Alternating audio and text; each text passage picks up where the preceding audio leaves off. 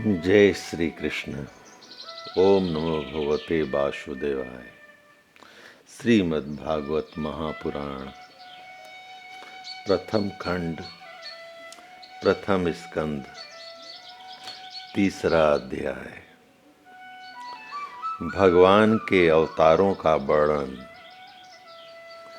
श्री सुत जी कहते हैं, सृष्टि के आदि में भगवान ने लोकों के निर्माण की इच्छा की। इच्छा होते ही उन्होंने महतत्व आदि से निष्पन्न पुरुष रूप ग्रहण किया। उसमें 10 इंद्रियां, 1 मन और 5 भूत, ये 16 कलाएं थीं। उन्होंने कारण जल में शयन करते हुए जब योग निद्रा का विस्तार किया, तब उनके नाभि सरोवर में से एक कमल प्रकट हुआ और उस कमल से प्रजापतियों के अधिपति ब्रह्मा जी उत्पन्न हुए। भगवान के उस विराट रूप के अंग प्रत्यंग में ही समस्त लोकों की कल्पना की गई है। वह भगवान का विशुद्ध सत्वमय श्रेष्ठ रूप है। योगी लोग दिव्य दृष्टि से भगवान के उस रूप का दर्शन करते हैं। भगवान का वह रूप हजारों पैर, जांघें, भुजाएं और मुखों के कारण अत्यंत विलक्षण है। उसमें सहस्त्रों सिर, हजारों कान, हजारों आँखें और हजारों नासिकाएं हैं। हजारों मुकुट, वस्त्र और कुंडल आदि आभूषणों से वह उल्लसित रहता है। भगवान का यही पुरुष रूप, जिसे नारायण कहते हैं, अनेक अवतारों का अक्षय कोश है।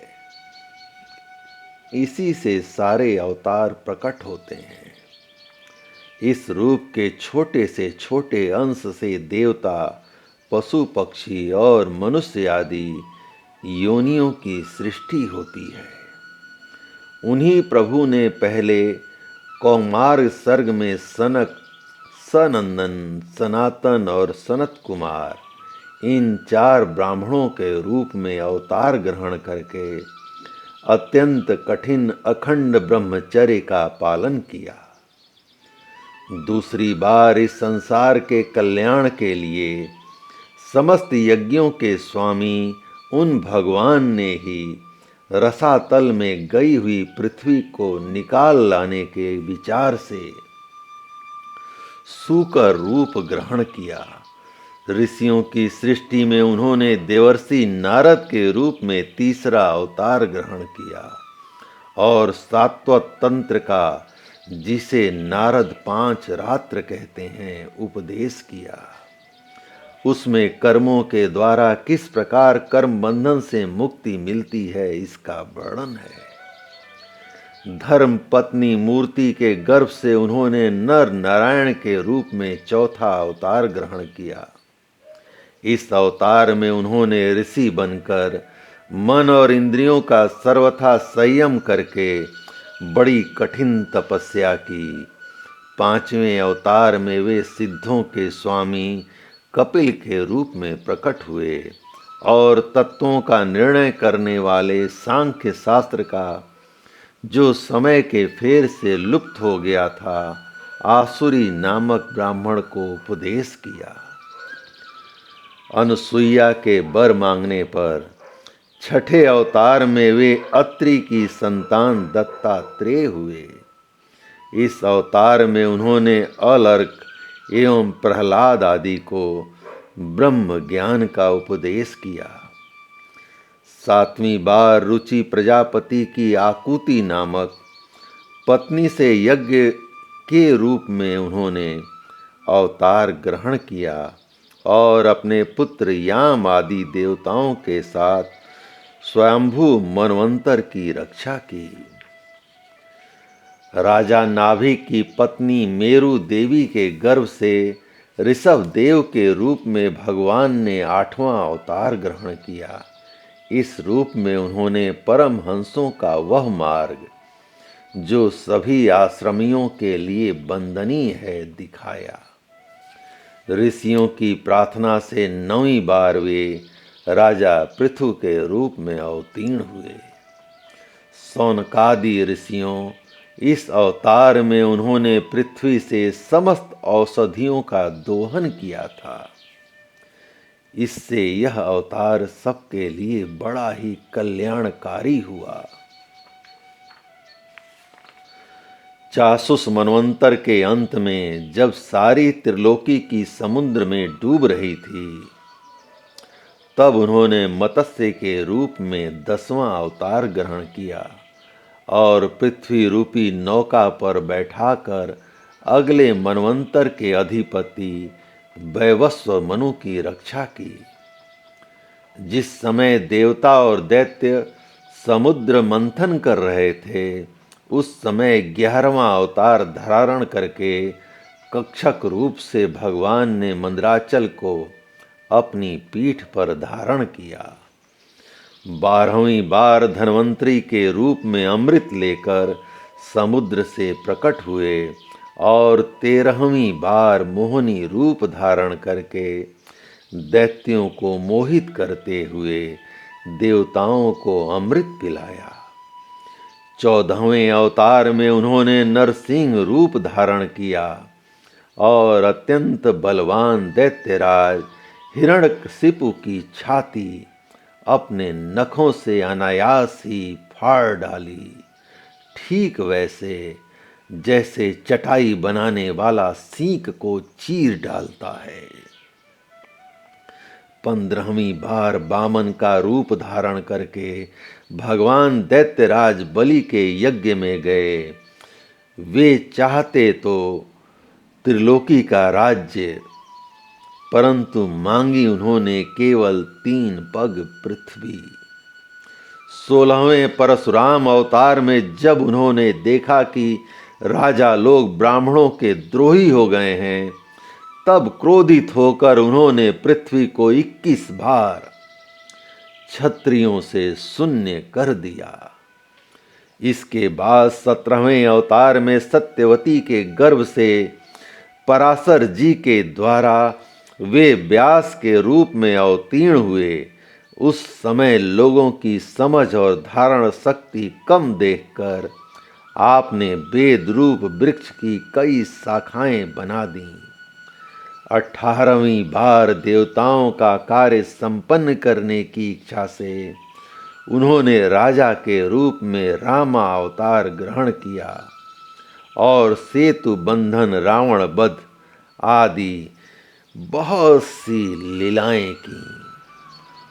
19वें और 20वें अवतारों में उन्होंने यदुवंश में बलराम और श्री कृष्ण नाम से प्रकट होकर पृथ्वी का भार उतारा। उसके बाद कलयुग आ जाने पर मगध देश बिहार में देवताओं के द्वेषी दैत्यों को मोहित करने के लिए अजन के पुत्र रूप में आपका बुद्धा अवतार होगा। इसके भी बहुत पीछे जब कलयुग का अंत समीप होगा और राजा लोग प्रायः लुटेरे हो जाएंगे, तब जगत की रक्षा के लिए भगवान विष्णु यश नामक ब्राह्मण के घर कल की रूप में अवतीर्ण होंगे।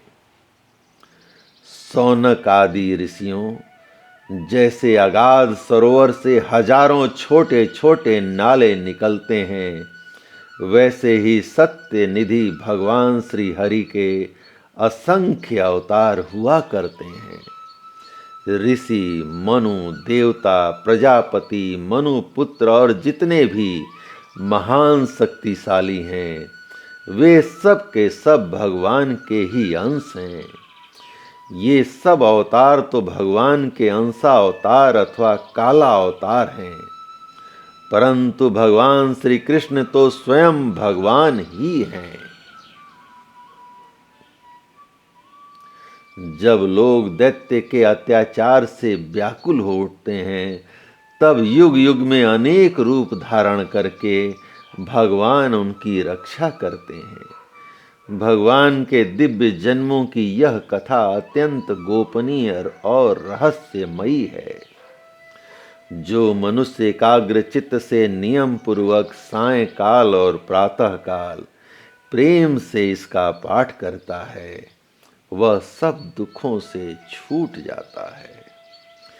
प्राकृत स्वरूप रहित चिन्मय भगवान का जो यह स्थूल जगदाकार रूप है, यह उनकी माया के महत्व आदि गुणों से भगवान में ही कल्पित है। जैसे बादल वायु के आश्रय में रहते हैं और धूस रपना धूल में होता है, परंतु अल्प बुद्धि मनुष्य बादलों का आकाश में और धूस सर्पने का वायु में आरोप करते हैं, वैसे ही अविवेकी पुरुष सबके साक्षी आत्मा में स्थूल दृश्य रूप जगत का आरोप करते हैं। इस स्थूल रूप से परे भगवान का एक सूक्ष्म अव्यक्त रूप है, जो न स्थूल की तरह आकार आदि गुणों वाला है और न देखने सुनने में ही आ सकता है। वही सूक्ष्म शरीर है। आत्मा का आरोप या प्रवेश होने से यही जीव कहलाता है और इसी का बार बार जन्म होता है। उपर्युक्त सूक्ष्म और स्थूल शरीर अविद्या से ही आत्मा में आरोपित हैं। जिस अवस्था में आत्म स्वरूप के ज्ञान से यह आरोप दूर हो जाता है, उसी समय ब्रह्म का साक्षात्कार होता है। तत्वज्ञानी लोग जानते हैं कि जिस समय यह बुद्धि रूपा परमेश्वर की माया निवृत्त हो जाती है, उस समय जीव परमानंदमय हो जाता है और अपनी स्वरूप महिमा में प्रतिष्ठित होता है। वास्तव में जिनके जन्म नहीं हैं और कर्म भी नहीं हैं, उन हृदयेश्वर भगवान के अप्राकृत जन्म और कर्मों का तत्वज्ञानी लोग इसी प्रकार वर्णन करते हैं, क्योंकि उनके जन्म और कर्म वेदों के अत्यंत गोपनीय रहस्य हैं। भगवान की लीला अमोघ है। वे लीला से ही इस संसार का सृजन, पालन और संहार करते हैं, किंतु इसमें आसक्त नहीं होते। प्राणियों के अंतःकरण में छिपे रहकर ज्ञानेंद्रिय और मन के नियंता के रूप में उनके विषयों को ग्रहण करते हैं, परंतु उनसे अलग रहते हैं। वे परम स्वतंत्र हैं। ये विषय कभी उन्हें लिप्त नहीं कर सकते। जैसे अनजान मनुष्य जादूगर अथवा नट के संकल्प और वचनों से की हुई करामत को नहीं समझ पाता, वैसे ही अपने संकल्प और वेद वाणी के द्वारा भगवान के प्रकट किए हुए इन नाना रूप और रूपों का तथा उनकी लीलाओं को कुबुद्धि जीव बहुत सी तर्क युक्तियों द्वारा नहीं पहचान सकता। चक्रपाणी भगवान की शक्ति और पराक्रम अनंत है, उनकी कोई थाह नहीं पा सकता। वे सारे जगत के निर्माता होने पर भी उससे सर्वथा परे हैं। उनके स्वरूप को अथवा उनकी लीला के रहस्य को वही जान सकता है जो नित्य निरंतर निष्कपट भाव से उनके चरण कमलों की दिव्य गंध का सेवन करता है, सेवा भाव से उनके चरणों का चिंतन बंदन करता है।